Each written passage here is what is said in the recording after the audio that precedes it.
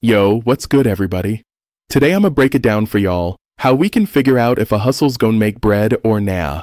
And to do that, I'ma show you how I check the value of that cash flow coming in, or that's supposed to come in, for a biz I'm thinking about starting. So, let's kick it off. I'ma pull up this Excel sheet right here. So let's imagine that I'm planning on opening a pizzeria. And opening that pizzeria requires an investment of 30 bucks. I'm also expected to have an annual profit of 5 bucks every single year. But if I open the pizza joint and I take a loan of 30 bucks, I'll have to pay interest to the bank. So let's imagine that the interest I gotta pay is 4%. What I've done here is for each period, okay, so we got, which are essentially years. So let's write years. I've basically laid out the cash flow that is expected. So we have here year 0, which is today, and then we have a year from today, 2 years from today, and so on until 8 years from now.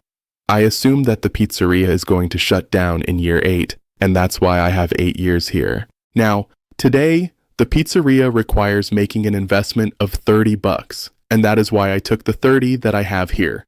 I connected my formula to what I have in cell B1, and I added a minus sign, because an investment means that money is coming out of my pocket today, and so I need to add a minus sign here, so that it reflects the fact that it's an investment and not cash flow coming in. And then year 1, I'm going to have a positive cash flow, which is the annual profit of 5 bucks, and every year thereafter, I'm going to have a positive cash flow of 5 bucks. And that's essentially what I did here.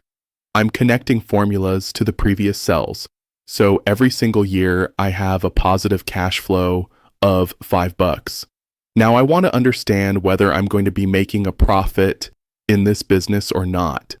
And so I have to understand whether, these cash flows that I'm getting many years from today make up for the investment that I am making today. And let's keep in mind that money today ain't the same as money I get in the future. So I always prefer to get money today than money in the future, because money that I get today, I can flip in the bank and make more money out of it. So these cash flows, the further away they are, the less they are worth in today's money.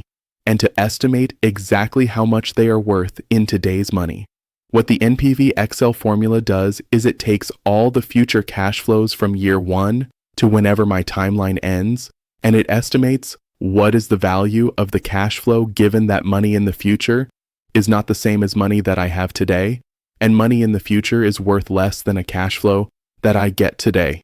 And in the first cell, I'll always put the interest rate, which in my case would be whatever value I have in cell B3. And then I put a comma, and then I basically, here, let me show you how I did that. Actually just walk you through it so you can see. So I put this here, which is my interest rate, and then I put a comma. And then I mark all the cells that have the cash flows from year 1, not year 0, from year 1 all the way to the end of my timeline, okay? And I close the brackets. And to that, I'm going to add the cash flow that occurs at year t equals 0, today, okay?